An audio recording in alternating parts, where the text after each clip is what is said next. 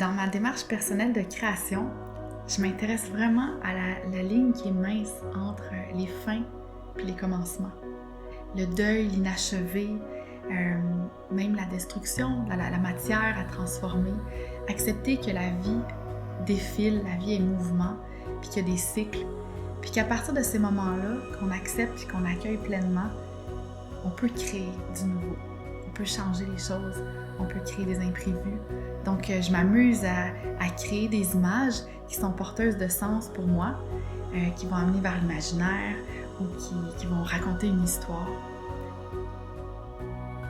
Je m'appelle Marianne Daou, je suis artiste, enseignante et art-thérapeute.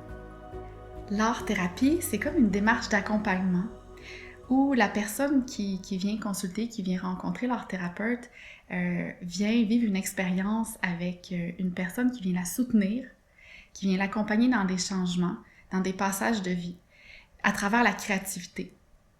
Donc, l'art-thérapeute est là pour amener du sens à travers l'expérience et pour inviter la personne à prendre de l'expansion, à faire des prises de conscience, à s'exprimer.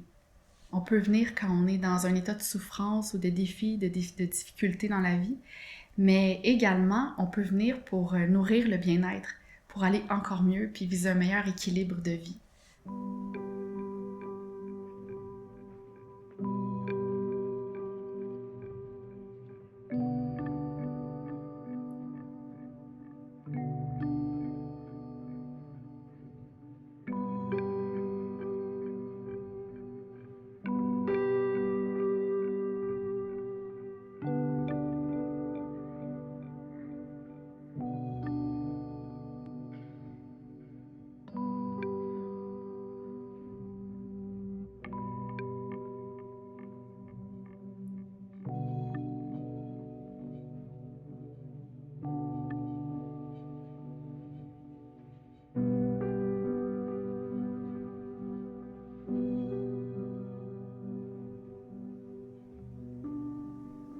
Dans les rencontres en art-thérapie, souvent, il y a un silence qui se crée.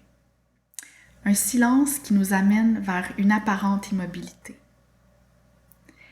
Mais là, quand on atteint ça, il y a quelque chose qui se passe. C'est comme si il y a un processus de transformation qui se met à prendre vie, en fait. Puis notre attention face au moment présent devient complètement différente.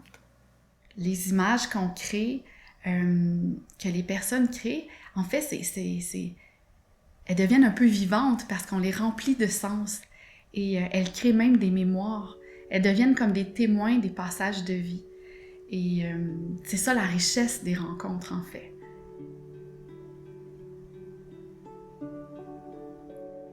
J'ai un souvenir qui m'a marqué profondément quand j'étais jeune.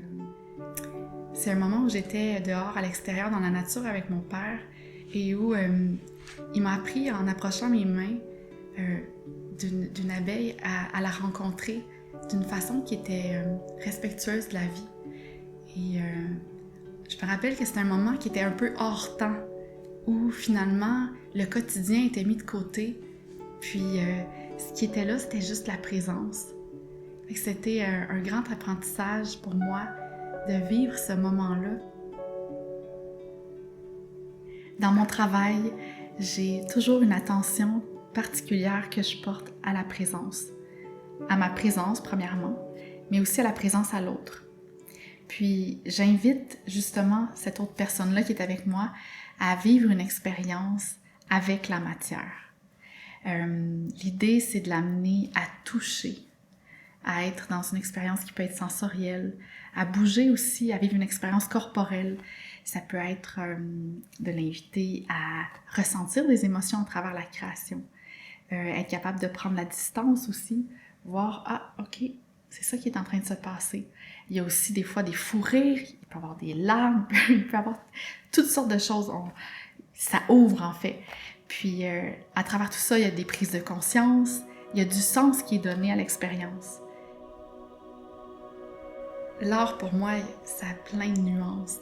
Puis des fois, pour moi-même, déjà, dans ma propre vie, Je m'en sers comme d'un outil où quand il y a des passages de souffrance ou de défis, je me donne un temps de qualité.